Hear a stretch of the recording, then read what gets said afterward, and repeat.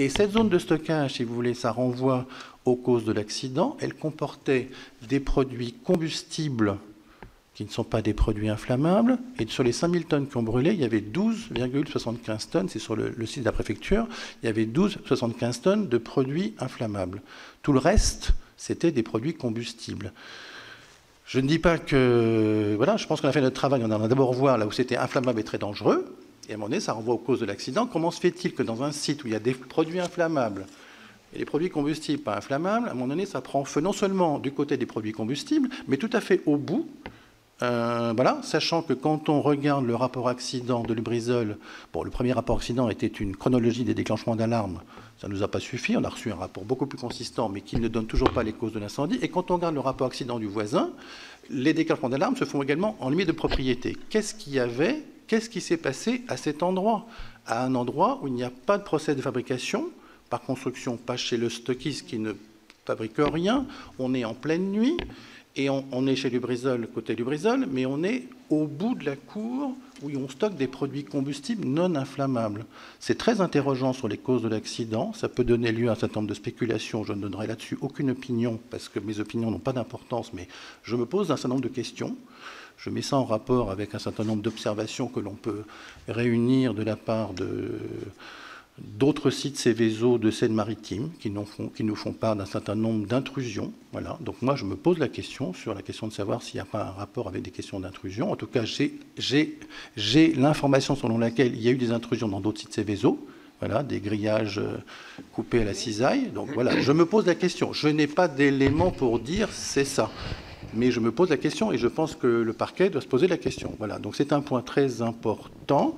Et donc pour répondre à votre question, il est légitime et normal qu'un service d'inspection qui regarde les risques et qui va voir le plus souvent les risques les plus importants aille dans le site Céveso Seuil Haut, à aller voir les endroits où il y a les produits qui motivent son classement Céveso, qui sont les produits inflammables et les produits les plus toxiques pour l'environnement. Voilà. Tandis que là, on est dans une zone de stockage avec des produits simplement combustibles, modulo ces 12,75 tonnes sur les 5000 qui ont brûlé, qui étaient un produit inflammable qui était stocké en limite de la partie qui a brûlé, mais pas du tout du côté où l'incendie a démarré. Voilà, ça me paraît très important. Alors, 2013.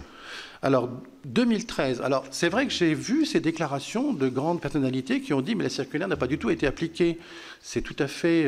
j'avoue que je ne comprends pas très bien ces prises de position, que par ailleurs je respecte. Cette circulaire, elle donne on la lit très rapidement, elle donne quatre pistes de progrès. On a contribué à la rédiger. Je la connais un petit peu, cette circulaire, si vous voulez. Et je la trouve très pragmatique, enfin très pratique, si vous voulez. Ce n'est pas une circulaire réglementaire, ça donne des pistes de travail et d'action. Le premier, c'est il est très important que lorsqu'il y a un accident grave, l'ADREAL local se fasse aider par ses collègues. Bon, alors à l'époque, il y avait les petites régions. On était en Haute et Basse-Normandie. Nous étions le pôle régional en Haute pour la Basse-Normandie. En l'occurrence, là, on s'est fait aider.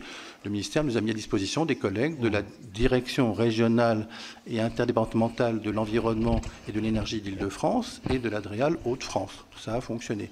Point 2, au-delà du côté horizontal, pour que l'expertise fasse masse pour aller vite et réfléchir vite et agir vite, avoir un appui sans faille du niveau central. Il a été totalement disponible, à la fois, bien entendu, notre administration centrale, qui a été extrêmement présente et aidante, la Direction générale de la prévention des risques, mais aussi donc l'INERIS, qui est l'Institut scientifique, qu'on a mobilisé très tôt le 26 septembre, avec qui on a eu de très nombreux échanges par messagerie. Ils ont produit le document final signé, si vous voulez, à 19h40, mais pour autant, il y a eu plein d'échanges. Bon. Troisième sujet, c'est la mutualisation des moyens entre industriels. J'ai vu qu'effectivement, quelqu'un a déclaré, ça n'a pas du tout été mis en application. On lit la circulaire. La circulaire est plutôt sur un registre de conseil et d'expertise.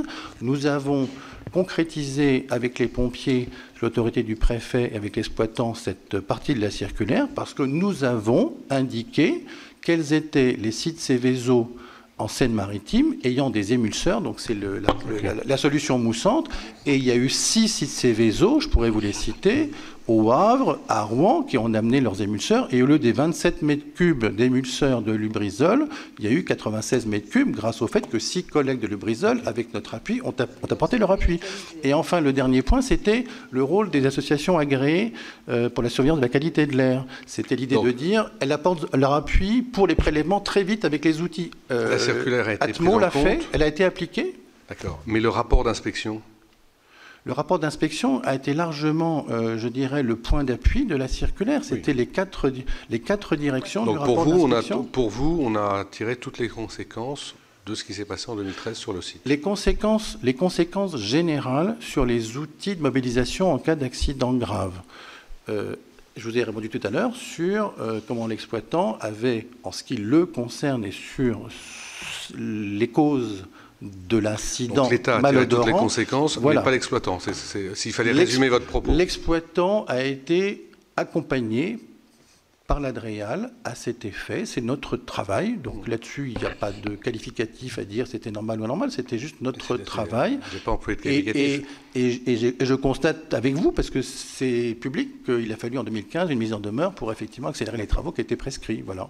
Donc le rapport d'inspection a été appliqué par l'État et n'a été moins bien appliqué, on va dire, par Lubrizol.